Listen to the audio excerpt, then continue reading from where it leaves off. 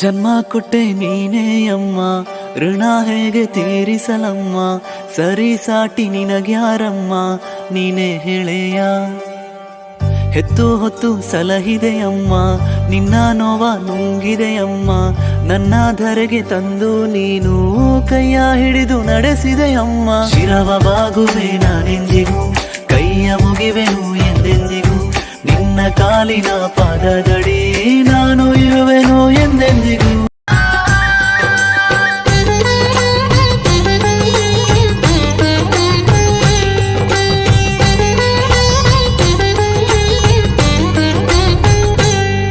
ನಮ ದೇವರು ಶ್ರೀ ಶಿವಲಿಂಗೇಶ್ವರ, ಮನೆ ಕಾಯುವ ಮನ ಕಾಯುವ ಶ್ರೀ ಶಿವಲಿಂಗೇಶ್ವರ. ನಮ್ಮ ದೇವರು ಶ್ರೀ ಶಿವಲಿಂಗೇಶ್ವರ. ಮದುವೆ ಮಾಡಿಕೊಳ್ಳುವಂತ ಹಕ್ಕಿದೆ. ಮದುವೆ ಮಾಡ್ಕೋಬೇಕು ಅಂದ್ರೆ ನೋಡ್ಬೇಕಾದ್ರೆ ಯಾಕೆ ನೋಡ್ಬೇಕು? ಇಷ್ಟು ಜಾಣದಾಗೆ ನೀವು ಒಬ್ಬರು. ನನ್ನ ಕೋಟಿ ಶರಣಾರ್ಥಿಯನ್ನು ಮಾಡತ್ತ. ನನ್ನ ಮಾತುಗಳ ಕೇಳಕ ಇಷ್ಟೊಂದು ಇಷ್ಟಪಟ್ಟು ಕೂತಿರಲ್ಲ, ನಾನೇನೋ ದೊಡ್ಡ ಜ್ಞಾನಿ ಅಲ್ಲ ರೀ.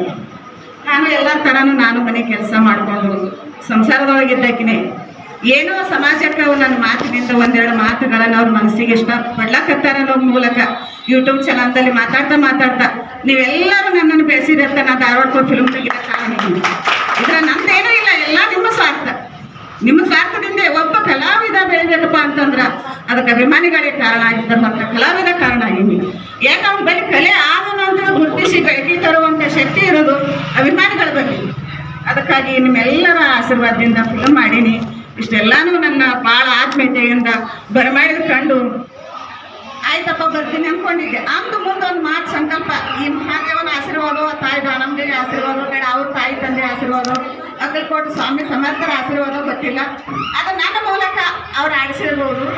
ನಿನ್ನ ಮಗ ಹುಟ್ಟಿದಪ್ಪ, ನಿನ್ನ ಮಗನ ತೊಟ್ಲ ಹಾಕೋ ಕಾರ್ಯಕ್ರಮಕ್ಕೆ ಖಂಡಿತ ನಾ ಬರ್ತೀನಿ ಅಂತ ನಮ್ಮ ತಮ್ಮಗೆ ನಾ ಮಾತು ಕೊಟ್ಟಿದ್ದೆ. ತಮ್ಮಂತ ಹೇಳ್ಬೇಕು, ಅಭಿಮಾನಿಗಿಂತ ತಮ್ಮ ಭಾಳ ಆತ್ಮೀಯತೆಯಿಂದ. ಎಲ್ಲರೂ ನನ್ನ ಅಣ್ಣ ತಮ್ಮಂದ್ರೆ ತಾಯಿಯಂದ್ರೆ ಇಲ್ಲಂತಲ್ಲ, ಇಲ್ಲಿ ನೆರೆದರಂತ ಎಲ್ಲ ನನ್ನ ಹಿರಿಯರಿಗೂ ನಾನು ನಿಜವಾಗ್ಲೂ ತಲೆಬಾಗಿ ನಮಸ್ಕಾರ ಮಾಡ್ಬೇಕ್ರಿ. ಇಷ್ಟೊಂದು ಅದ್ಭುತವಾದಂಥ ಕಾರ್ಯಕ್ರಮ ಕೊಟ್ಟು ನನ್ನನ್ನು ಬರಮಾಡಿಕೊಂಡು ನನಗೆ ಇಷ್ಟೊಂದು ಗೌರವ ಸಲ್ಲಿಸಿರಲ್ಲ. ಎಲ್ಲರಿಗೂ ಒಳ್ಳೇದಾಗಲಿ, ತಾಯಿ ವರ್ಧಾನೇಶ್ವರಿ ಎಲ್ಲರಿಗೂ ವರ ಕರುಣಿಸ್ಲಿ ಅಂತ ಎಲ್ಲರಲ್ಲಿ ಬೇಡ್ಕೊಳ್ತಿದ್ದೆ. ಅವ್ರು ಇಷ್ಟೇ ಹೇಳ್ಬಿಡ್ತಾಳೆ ಅಂದ್ರಿ, ನಾ ಮಾತಾಡ್ತೀನಿ ನಾನು ಮತ್ತೆ ಕರುಣಿಸ್ಲಕ್ಕ ನಾನು ಕೊಟ್ಲಂದಿರಿ ಬಿಡಲ್ರಿ.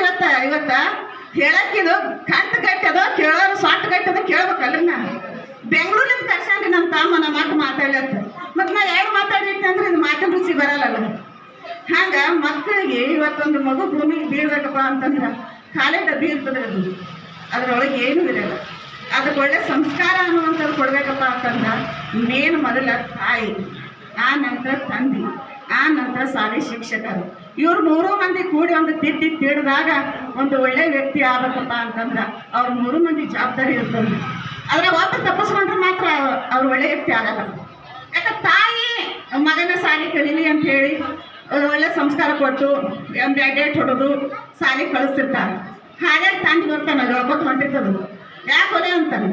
ಅವು ಶಾಲೆಗೆ ಹೋಗೋದು ಹೊಡೆದಾಳ ಮತ್ತೆ ಬಾರ ಒಲೆ ಹೊಲ ಗಡಿ ಕರ್ಕೊಂಡು ಹೋಗೋದು, ಬೇಡ 10 ರೂಪಾಯಿ ಕೊಟ್ಟು ತಿಂದು ಎಲ್ಲ ಬಂದ್ರು ಅಂದ್ರೆ ಇದು ತಂದಿ ಮಾಡೋದು ದಡ್ಡತನ. ತಾಯಿ ಯಾಕೆ ಹೊಡೆದಾಳ ಅನ್ನೋದು ತಮ್ಮ ಮಗನಿಗೆ ತಿಳಿಸಿ ಹೇಳ್ಬೇಕು. ನೀವು ಬರಬರಿ ಮಾಡ್ಯಾಳ, ಹೋಗಲಿ ಮಗನ ಶಾಲೆಗೆ ಅಂತ ತಂದು ಕಳಿಸ್ಬೇಕು. ಬಂದಿದ್ದು ಬಾ ನಾ ಕಲಿಸ್ತೀನಿ ಅಂತ ಶಿಕ್ಷಕರು ಕಲಿಸಿದ್ರೆ ಮಾತ್ರ ಈ ಸಮಾಜದೊಳಗೆ ಒಂದು ಒಳ್ಳೆ ವ್ಯಕ್ತಿ ಆಗ್ತಾರಂತೆ. ಇದು ಹೇಳ್ತೇನೆ ರೀ. ಯಾಕಂದ್ರೆ ಮಗು ಹುಟ್ಟಿದ ಬಳಕ ಮಗುವಿನ ಕಡೆ ತಪ್ಪಿರಲ್ಲ, ಬೆಳೆಸೋರು ಇಲ್ಲಿ ತಪ್ಪಿರ್ತದೆ. ಈಗ ನೀವು ಹಳ್ಳಿಗಾರದಾಗ ಆ ಥರ ಇಲ್ಲ ಅಂತ ಹೇಳಲ್ಲ. ಹಳ್ಳಿಗಾರದಾಗ ಇನ್ನೂ ಸಂಸ್ಕಾರ ಆದ್ರೆ ಅದಂತೆ ಕಾಲಕ್ಕೆ ಮಳೆ ಬೆಳಗಿನ ಆಗ್ಲಿಕ್ಕತ್ತದ. ಇಲ್ಲಿ ಬೆಂಗಳೂರು ಅಂತ ಯೂನಿವರ್ಸಿಟಿ ಬರ್ರಿ, 2 ತಿಂಗಳು ಮಕ್ಕಳು ಇರ್ತಾರೆ. ನಿಜವಾಗ್ಲೂ ನಾ ಕಣ್ಣಾರೆ ನೋಡಿದ್ವಿ. 2 ತಿಂಗಳು ಮಗುವಿಗೆ ಕೆಲಸದವ್ರ ಕೈಯಾಗ ಕೊಟ್ಟಿರ್ತಾರೆ. ಬಾಟ್ಲಿ ಹಾಲು ಕುಡಿಸೋದು, ಕೆಲಸದವ್ರು ಜಾಕ್ ಮಾಡೋದು. ಮಕ್ಕಳಿಗಾಗೆ 1 ಅವರ್ ಟೈಮ್ ತಗೊಂಡಿರ್ತಾರೆ. ಆಫೀಸ್ ಕೆಲಸದ ಮಾಡ್ಕೊತ ಒಂದು ತಾಸ ಮಗುವಿನಗೋಸ್ಕರ ತಾಯಿ ತಗೋತಾಳೆ. ಹೇಳ್ತಾಳೆ ಕೆಲಸದವಳಿಗೆ, ಈ ಸಮಯ ನನಗೆ ಕೆಲಸ ಇಲ್ಲ, ಒಂದು ಪಾಪನ್ ತಗೊಂಡ ನಾನು ನೋಡ್ತೀನಿ. ತಾಯಿ ಹಿಂದಿನ ಕಾಲದಾಗ ಎದೆ ಹಾಲು ಕುಡಿಸಿ ಆ ತಾಯಿನ 2-4 ವರ್ಷ ಲಾಲನೆ ಪಾಲನೆ ಮಾಡಿ ಏನೇನೋ ಜೀವನದ ಕಷ್ಟ ನಷ್ಟಗಳ ಪಟ್ಟು ಉನ್ನತ ಮಟ್ಟಕ್ಕೆ ಕಳಿಸಿದ್ರು. ಮಕ್ಕಳ ಈಗ ಅನಾಥಾಶ್ರಮಕ್ಕೆ ಬಿಡ್ಲಕತ್ತಾರ ಅಂತ 2 ತಿಂಗಳ ಮಗುವಿಗೆ ತಾಯಿ ಎದೆ ಬಾಟ್ಲಿ ಹಾಲು ಕುಡಿಸಿ ಕೆಲಸ ಕೈ ಬೆಳೆಸಿ ಕೈಯಾಗ ಬೆಳೆಸಿ ಮುಂದೆ ಆ ಮಾತ್ರ ತಾಯಿ ತಂದಿಗೆ ಎಷ್ಟು ಹೊಂದ್ಕೊತಾರೆ ವಿಚಾರ ಮಾಡ್ತಾರೆ.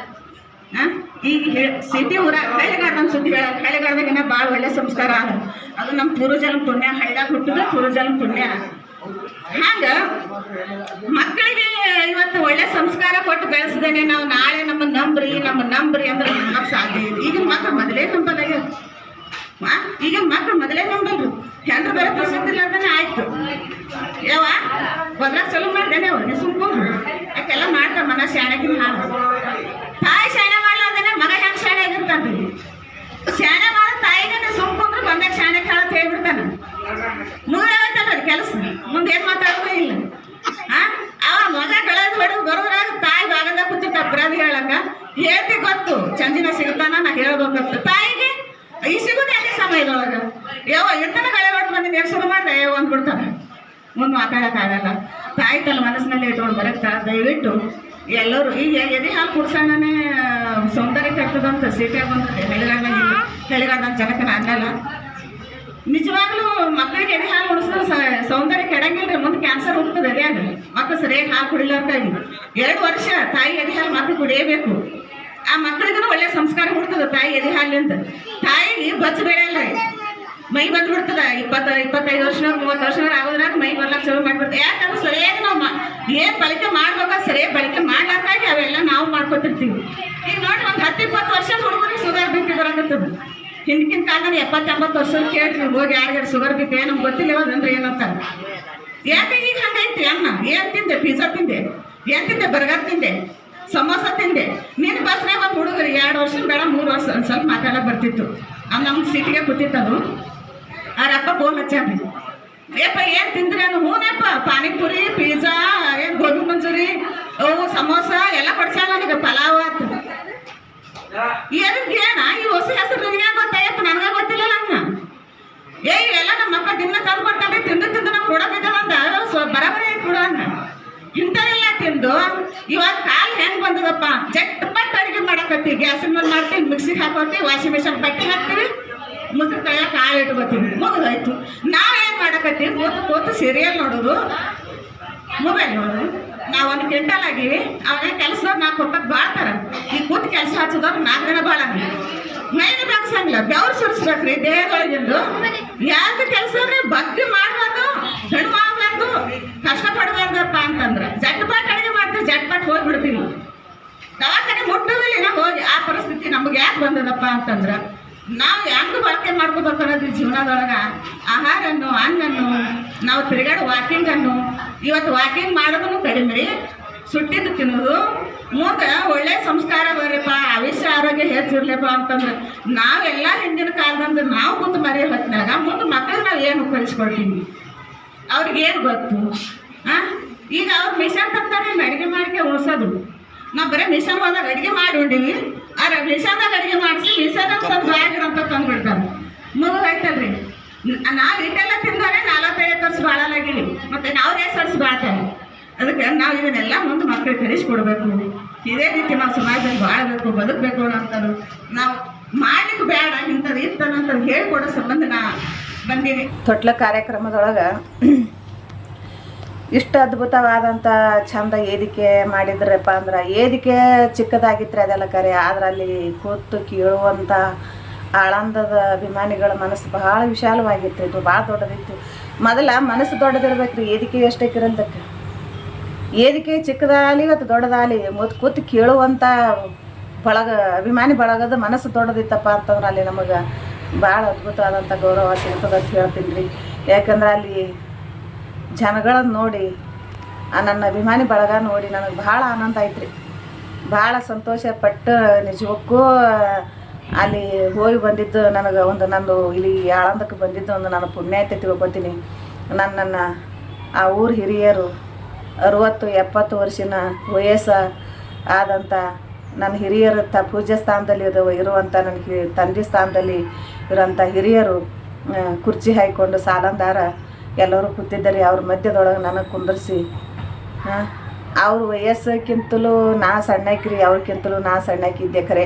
ನನ್ನನ್ನು ಕುರ್ಚಿ ಮೇಲೆ ಕುಂದರ್ಸಿ ಅವ್ರು 70-60 ವರ್ಷ ಅನ್ನೋದು ಮರೆತು ನನ್ನನ್ನೇ ದೊಡ್ಡವಳನಾಗಿ ಅಲ್ಲಿ ಕುಂದರ್ಸಿ ನನಗೆ ಗೌರವಿಸಿದ್ರಲ್ರಿ. ಇದಕ್ಕಿಂತ ಒಬ್ಬ ಕಲಾವಿದರಿಗೆ ಇನ್ನೇನು ಸಿಗಕ್ಕೆ ಸಾಧ್ಯ ರೀ? ಇದ್ರ ಮ್ಯಾಲೆ ಇನ್ನೇನು ಸಿಗಕ್ಕೆ ಸಾಧ್ಯ ಅದ?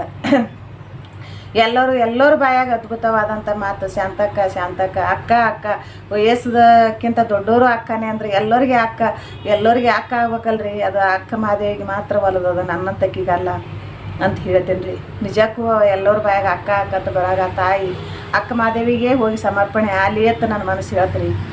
ಅಲ್ಲಿ ಎಲ್ಲ ಕೂತಂಥ ಜನರು ಎಷ್ಟು ನನಗೆ ಆತ್ಮೀಯತೆಯಿಂದ ಗೌರವದಿಂದ ಪ್ರೀತಿಯಿಂದ ಮಾತಾಡಿದ್ರು, ಒಳ್ಳೆ ವಿಷಯಗಳನ್ನು ಹೇಳಿದ್ರು. ಅದ್ರೊಳಗೆ ಬದುಕು ಬಂಡಿ ಫಿಲಮ್ ಬಿಡುಗಡೆಗೆ ನಮ್ಮ ಸರು ನನ್ನ ಗುರುಗಳಾದ ಅಪ್ಪ ಸಾಹೇಬ್ ತೀರ್ಥೇವರು ಅಲ್ಲಿ ಧಾರವಾಡಕ್ಕೂ ಬಂದಿದ್ದರು ರೀ. ನಿಜವಾಗ್ಲೂ ಅಲ್ಲಿ ಧಾರವಾಡದೊಳಗೆ ನನಗೆ ವೇದಿಕೆ ಮೇಲೆ ನೋಡಿ ಭಾಳ ಸಂತೋಷಪಟ್ಟರು, ಹರಿಸಿದ್ರು, ನನ್ನ ಹಾರೈಸಿದ್ರು. ಇಲ್ಲಿ ಆಳಂದಕ್ಕೆ ಹೋದಾಗೂ ಭಾಳ ಆತ್ಮೀಯತೆಯಿಂದ ನನ್ನ ಬರಮಾಡಿಕೊಂಡು ಭಾಳ ಪ್ರೀತಿದಿಂದ ನನಗೆ ಮಾತಾಡಿಸಿ ಎಲ್ಲರಿಗೂ ಪರಿಚಯ ಮಾಡಿಕೊಟ್ರಿ. ಇವ್ರು ಅಪ್ಪ ಸಾಹೇಬ್ ತೀರ್ಥೇವ್ರಿ ಇದನ್ನು ಮಾಡಿಕೊಟ್ಟಿದ್ದು ಪ್ರಥಮ. ಹೋದ ತಕ್ಷಣನೇ ಯಾರ ಮನೆಗೆ ಬಂದವ್ರಿಗೆ ಈಗ ರೀ ಇವ್ರು ಶಾಂತಕ್ಕ ಯೂಟ್ಯೂಬ್ ಚಾನಲ್ದವರು, ಇವರು ಬದುಕು ಬಂಡಿ ಫಿಲ್ಮ್ ತೆಗೆದಿದ್ರಲ್ಲ ಮಾನ್ಯ ಅವ್ರ ಪಿಕ್ಚರ್ ಬಿಡುಗಡೆ ಆಗ್ಯದ ಅಂತ ಹೇಳಿ ಪ್ರತಿಯೊಬ್ಬರು ಬಂದವ್ರಿಗೆಲ್ಲನೂ ನನಗೆ ಪರಿಚಯ ಮಾಡಿ ಕೊಟ್ಟವ್ರು ಅಪ್ಪ ಸಾಹೇಬ್ ತೀರ್ಥೇವರು. ಭಾಳ ಚಂದ ನನ್ನನ್ನು ವೇದಿಕೆ ಮೇಲೆ ಕುಂದ್ರಿಸಿ ಮಗು ಥರ ಅವರು ದೂರಾಗಿ ಕೂತ್ಕೊಂಡು ನನ್ನ ಮಾತುಗಳನ್ನು ಕೇಳ್ತಾ ಇದ್ದರು. ಭಾಳ ನಿಜಕ್ಕೂ ನನಗೆ ಅವ್ರನ್ನ ನೋಡಿ ಭಾಳ ಖುಷಿ ಆಯ್ತು ರೀ. ನನಗೆ ಯಾವತ್ತಿಗೂ ನಿಜ ಅವ್ರ ಹೊಟ್ಟೆಲೆ ಹುಟ್ಟಿದ ಮಕ್ಕಳ ತಂದಿನ ಮೀರ್ಸಿದ್ರ ಮಗ ದೊಡ್ಡವಂತನ, ಗುರುವಿನ ಮೀರಿಸಿ ಶಿಶು ಮಗ ದೊಡ್ಡವಂತನ. ಹಂಗೆ ನನ್ನನ್ನು ಒಂದು ವೇದಿಕೆ ಮೇಲೆ ಏರಿಸಿ ತಾವು ಮಗು ಥರ ಕೂತ್ಕೊಂಡು ನನ್ನ ಮಾತುಗಳನ್ನು ಕೇಳ್ತಾಯಿದ್ರು, ನನ್ನ ತೊದಲು ನುಡಿಗಳನ್ನು ಕೇಳ್ತಾಯಿದ್ರು ನನ್ನ ಗುರುಗಳಾದ ಅಪ್ಪ ಸಾಹೇಬ್ ತೀರ್ಥೇವರು. ನಿಜಕ್ಕೂ ನನಗೆ ಅವ್ರ ಮುಖ ನೋಡಿ ನನಗೆ ಭಾಳ ಸಂತೋಷ ಆಯಿತು, ನನಗೆ ಭಾಳ ಖುಷಿ ಆಯಿತು.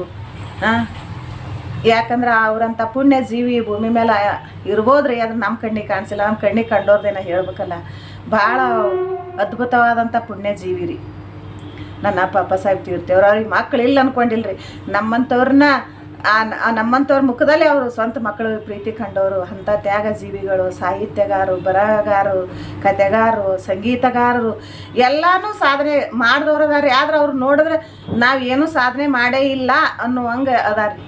ತಮ್ಗಿಂತ ಚಿಕ್ಕವ್ರನ್ನ ಎತ್ತರಕ್ಕೆ ಬೆಳೆಸ್ಬೇಕನ್ನಂತ ಒಳ್ಳೆ ಗುಣ ರೀ. ನಾನು ಇಂಥದ್ದು ಮಾಡೀನಿ, ನಾನು ಬರ್ದೀನಿ, ನಾನು ಸಾಹಿತ್ಯ ಬರ್ದೀನಿ, ಪುಸ್ತಕ ಬರ್ದೀನಿ, ಮೇಲಾಗಿ ಹಾಡಗಳು ಬರ್ದೀನಿ, ಅದು ಮಾಡೀನಿ, ಎಷ್ಟೋ ಹೇಳ್ಕೊತಾರೆ. ಆ ತಂದೆ ಬಾಯಾಗ ಒಂದು ಮಾತನ್ನು ನಾನು ಹಿಂಗೆ ಮಾಡೀನಿ ನಾನು ಅಂಥದ್ದೇ ಅವ್ರ ಬಾಯಿಗಿಲ್ರಿ. ಎಲ್ಲ ನೀವು ನನ್ನನ್ನು ಎಷ್ಟು ದೊಡ್ಡವಳನ್ನಾಗಿ ಮಾಡಿದ್ರಿ ಆ ತಂದೆ ನನಗೆ. ನಿಜಕ್ಕೂ ನನಗೆ ದಯವಿಟ್ಟು ಅವರು ಯಾವಾಗಾದರೂ ಹಿಂಗೆ ಶಿರ ಬಾಗಿಸ್ಲಕ್ಕೆ ಬರ್ತಾರೆ, ನನ್ನ ಜೀವ ಭೂಮಿಯಾಗ ಇಳ್ದಂಗೆ ಆಗ್ತದೆ. ದಯವಿಟ್ಟು ತಂದೆ ನಿನಗೆ ಇಲ್ಲಿದೆ ನಾ ಒಂದು ನಿಮಗೆ ಕೈ ಮುಗಿತೀನಿ, ನನಗೆ ಅದನ್ನೊಂದು ನನಗೆ ಮಾಡಬೇಡ್ರಿ, ನನಗೆ ಪಾಪಕ್ಕೆ ಹಾಕಬೇಡ್ರಿ ತಿನ್ನ. ನನ್ನ ತಂದೆ ಸ್ಥಾನ, ನನ್ನ ಗುರುವಿನ ಸ್ಥಾನದೊಳಗೆ ನೀವು ಹೀರಿ ಅಂಥದ್ರೆ ನೀವು ಶಿರ ಬಾಗಿಸಿದ್ರೆ ನನಗೆ ಯಾವ ನರಕಕ್ಕೆ ಕಳಿಸ್ಬೇಕಂತ ಮಾಡಿರಿ ಅಂತ ನಿಮ್ಮ ಕೈ ಮುಗಿದು ಬೇಡ್ಕೊತೀನಿ. ಇನ್ನೊಮ್ಮೆ ನಾ ಎಲ್ಲರೂ ಭೇಟಿ ಆದಾಗ ನೀವು ಆ ಕೆಲಸ ಮಾಡಬೇಡ್ರಿ ಅಪ್ಪ, ನಿಮಗೆ ಕರೆ ನಿಜವಾಗ್ಲೂ ಅಷ್ಟು ಆತ್ಮೀಯತೆಯಿಂದ ನನ್ನನ್ನು ಬರಮಾಡ್ಕೊಂಡು ಅಮ್ಮವ್ರಿಗೆ ಭೇಟಿ ಮಾಡಿಸ್ರಂದೆ. ಅವ್ರು ಬಂದಿದ್ದಿಲ್ಲೇನೋ ಆ ಗದ್ದಲ್ದ ನನಗೂ ಕೇಳೋಕ್ಕಾಗಿಲ್ಲ, ಅದಕ್ಕೆ ದಯವಿಟ್ಟು ಕ್ಷಮೆ ಕೇಳ್ತೀನಪ್ಪ. ನಾ ತಾಯಿಯವ್ರನ್ನ ಕೇಳಬೇಕಾಗಿತ್ತು, ಆ ಗದ್ದಲ್ದ ನನಗೆ ಕೇಳೋಕ್ಕೆ ಟೈಮ್ ಸಿಗಲಿಲ್ಲ ಅಂತ ಕ್ಷಮೆ ಕೇಳ್ತೀನಿ. ಅಲ್ಲಿದ್ದಂಥ ಎಲ್ಲರೂ ಆಳಂದ ಕನ್ನಡದ ಅಭಿಮಾನಿಗಳು ನನಗೆ ಭಾಳ ಪ್ರೀತಿಯಿಂದ ಗೌರವದಿಂದ ವೇದಿಕೆ ನಿರೂಪಣೆ ಮಾಡುವಂಥ ಶಿಕ್ಷಕರಾಗಿರ್ಬೋದು, ಅವರು ಒಂದು ಸಾಹಿತ್ಯಗಾರರಿ, ಎಷ್ಟು ಚಂದ ನಿರೂಪಣೆ ಮಾಡಿಕೊಟ್ರೆ ಅವರು. ನಿಜಕ್ಕೂ ಅವರೆಲ್ಲರಿಗೂ ಫೋಟೋಗ್ರಾಫರ್ ಅವರಾಗಿರಬೇಕು, ಅವರು ಕಿರುಚಿತ್ರ ಏನೋ ಮಾಡ್ತಾರತ್ರಿ, ಮತ್ತು ಯೂಟ್ಯೂಬ್ ಅದಕ್ಕೆ ನಮ್ಮದು ಅಂತ ಹೇಳಿದ್ರು. ಅವರು ಒಂದು ಪ್ರೀತಿದಿಂದ ಅವರು ಪರಿಚಯ ಆದರು. ಅಲ್ಲಿ ಓಣ್ಯಾನವ್ರ ಹೆಣ್ಮಕ್ಳಿಗೆ ನಮ್ಗೆ ಲಕ್ಷ್ಮೀಕಾಂತ್ ಎಷ್ಟರೇ ಹೇಳಿರ್ಬೇಕ್ರಿ ಓಣ್ಯಾಗ ಎಲ್ಲರಿಗೆ.